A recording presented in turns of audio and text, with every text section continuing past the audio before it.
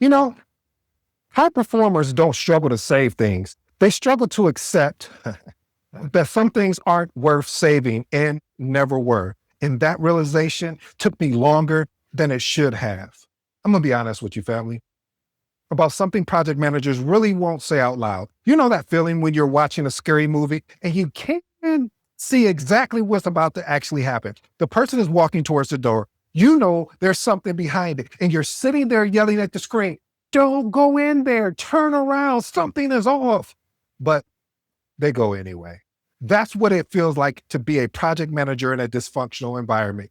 You see the risk coming. You've seen it before on other projects with other teams. You bring the evidence, you flag it early, you lay it out clearly, but nobody picks up what you're putting down. Either they don't believe in it or they rely on their own experience, or the urgency just doesn't register the same way it does for you. So what do? You do what high performers do. You keep pushing, you keep advising, you keep showing up because genuinely you care about the team winning, sometimes more than they actually do. And when this happens, the deadline gets missed. The contract obligations fall through. The timeline collapses. And if you've been in this long enough, you already know what comes next.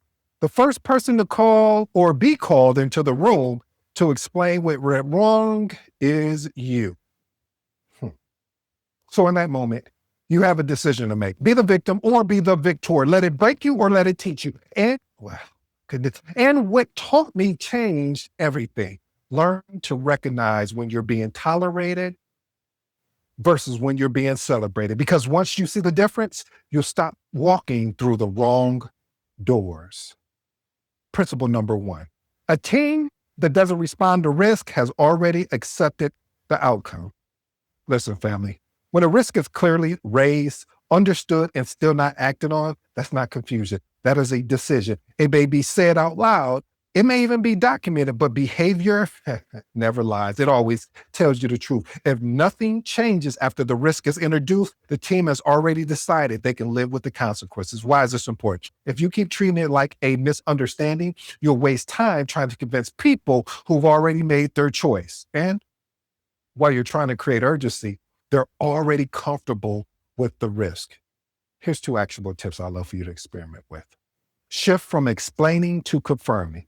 It looks like this. Ask directly, are we aligned that this risk is acceptable given the current approach? We're trying to force clarity here. That's the whole goal.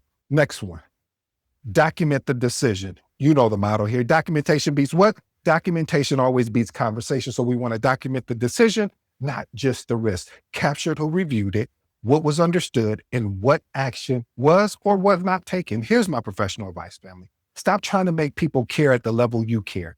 Your job is to surface the truth, document the decisions, and not force alignment where it doesn't exist. And once the team accepts the outcome, you start seeing something else very clearly. Principle number 2, urgency isn't what you say, is what you do. Ooh, I like that, family. Everyone says something is urgent, but urgency shows up in behavior, prioritization, responsiveness, decision-making speed. If timelines don't move, if meetings don't lead to action, if blockers sit untouched, there was never an urgency to begin with. Why is this important?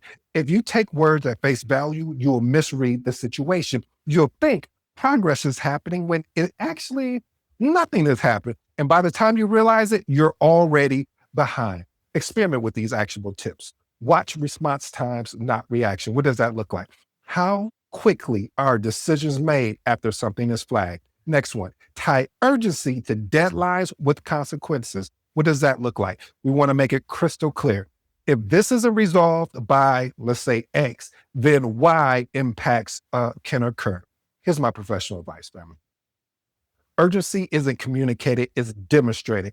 Trust what people do, not what they say. I'm going to say this one more time just in case if somebody really enjoyed that. Urgency isn't communicated, it is demonstrated. Trust what people do, not what they say. Oh, this is getting good to me, family. See, when the urgency isn't real, information starts to move differently. Principle number 3, information shouldn't feel like hide and seek. You remember the game of when you're a little kid, you played a game called hide and seek? Well, what I'm saying here, family, if you're constantly chasing updates, clarification, or basic answers, that is not a communication issue. This is a system problem. Information should flow and not be hunted. Why is this important? When information is hidden, delayed, or inconsistent, decision-making flows slow down and risk increase. You can't lead what you can't see. Experiment with these actual tips. Establish a single source of truth, one place where updates, decisions, and status lives. Next one, set expectations for response and visibility. It looks like this. Define what good communication actually looks like. Here's my professional advice, Army. Clarity should never depend on who you ask. If it does, the system is broken. And when the system is broken, the silence starts telling you a little something a little different than you weren't used to. Principle number 4, silence reveals ownership gaps. When things go quiet, no updates, no follow-ups, no movements, or something is not right. It's too calm. That's avoidance. Silence exposes who actually owns the work and who doesn't.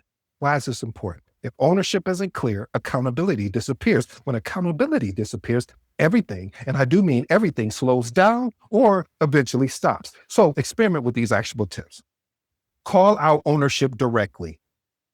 It looks like this. Ask, who's responsible for moving this forward? You see how simple that is? Next one, don't fill the silence immediately. Let it sit. Let that gap reveal itself. Here's my professional advice, family. Silence is data. Don't rush to fix it. Observe it first. Because once ownership is unclear, something else becomes very clear. Principle number 5, the blame lands where accountability is assigned, not where authority lives. You may not control the decision, but you are definitely accountable for the outcome. The spotlight is on you. The accountability doesn't always follow authority. It follows assignment. Why is this important? If you don't recognize this early, you'll take on responsibility for decisions you didn't have an opportunity to be part of nor make.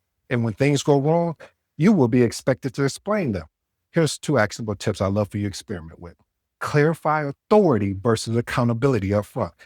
We want to ask, who owns this decision and who owns the outcome? Next one, document decision ownership in real time. What we want to do, family, is we want to make it visible for who approved or declined the action. Here's my professional advice.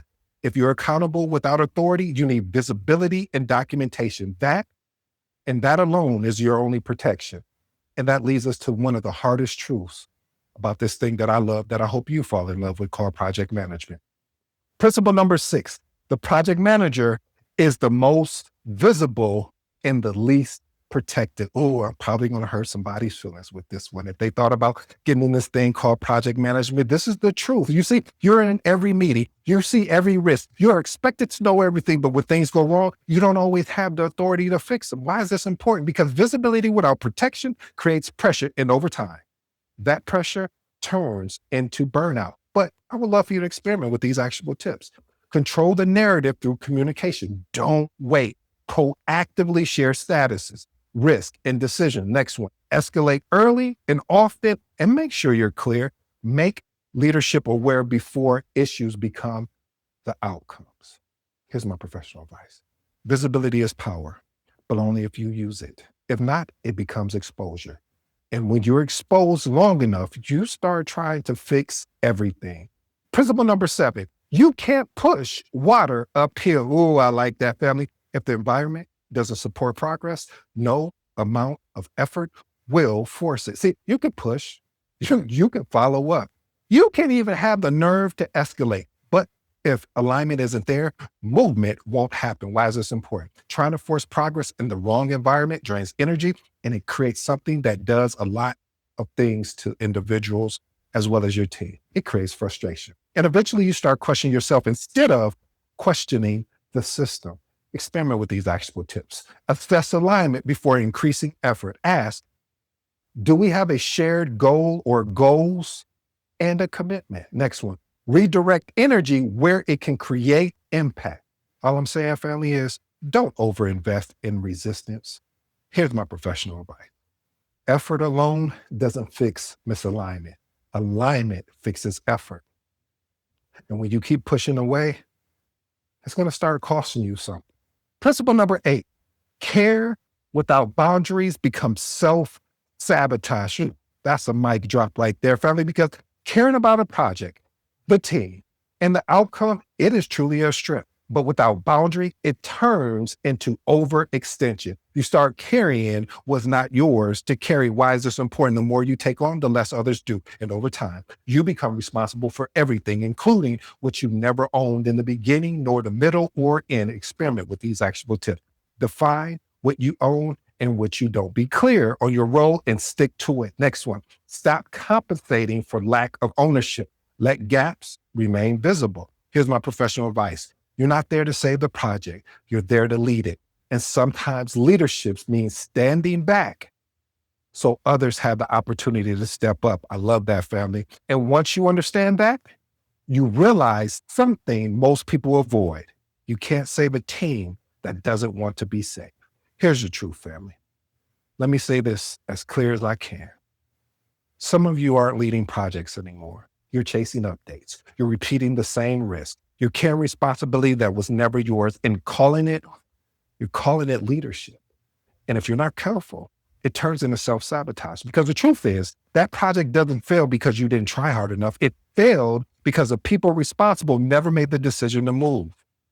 And you stayed trying to save something that was already accepted to be failure.